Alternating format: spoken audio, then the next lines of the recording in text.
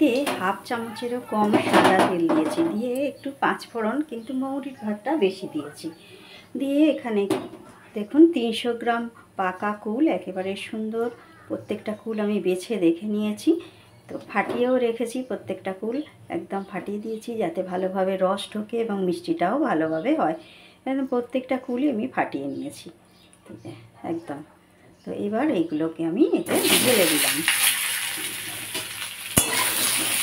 দিয়ে অল্প একটু নাড়াচাড়া করে নিয়ে আমি কী করবো, একটু নুন দিয়ে দেবো। যে কোনো আচার করতে গেলে নুন তো দিতে লাগে, অল্প করে নুন দিয়ে দিলাম।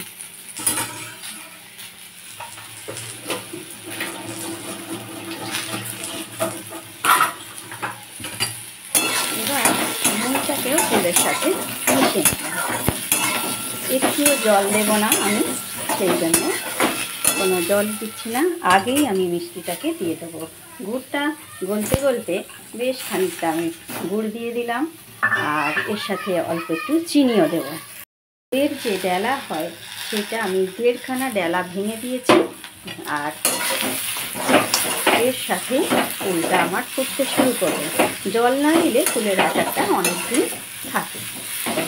গুড়টা লবণ দিয়েছি আর এর সাথে চিনিও দেবো, তাই গুড় আর চিনি একসাথে গলতে শুরু করবে। 5 টেবিল চামচ চিনি আছে। 300 কুলের জন্যে আমি 1.5খানা গুড়ের টুকরো, একটা গোল যে গুড়ের টুকরো হয় সেটা হয়তো 150 গ্রাম হতে পারে, ওই জন্যে আন্দাজে দেওয়া তো।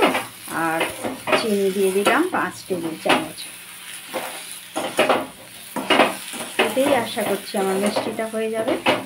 আর কিছু দেবার সেরকম নেই, একটুখানি সামান্য আমি হলুদ দেবো, বেশি না, জাস্ট চামচের ডগায় দেখি, একটুখানি না দিলে নয়, সেই জন্যই দিলাম।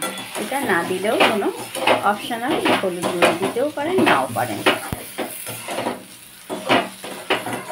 এটাই আপনার থেকে। এবার গলতে শুরু করবে, কুলও সেদ্ধ হয়ে যাবে আর আমার আচারও রেডি হয়ে যাবে। কুল আমার খুব সুন্দরভাবে ফুটে গেছে, একদম ফাটিয়ে দিয়েছিলাম, এই সেদ্ধও হয়ে গেছে ভালোভাবে। এই রকম আমি একটু রস নামিয়ে নেব।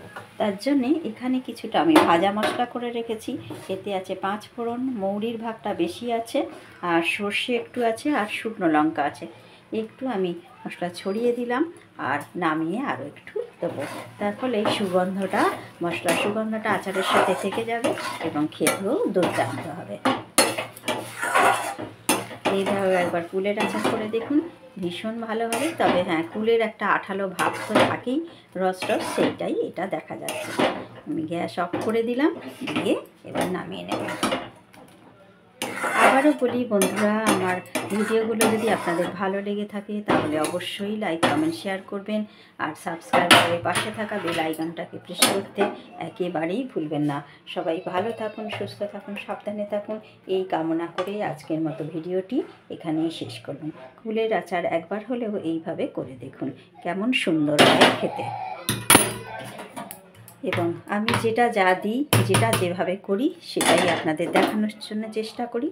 এই আমি মশলাটা আর একটু ছিল, সেটাও দিয়ে দিলাম।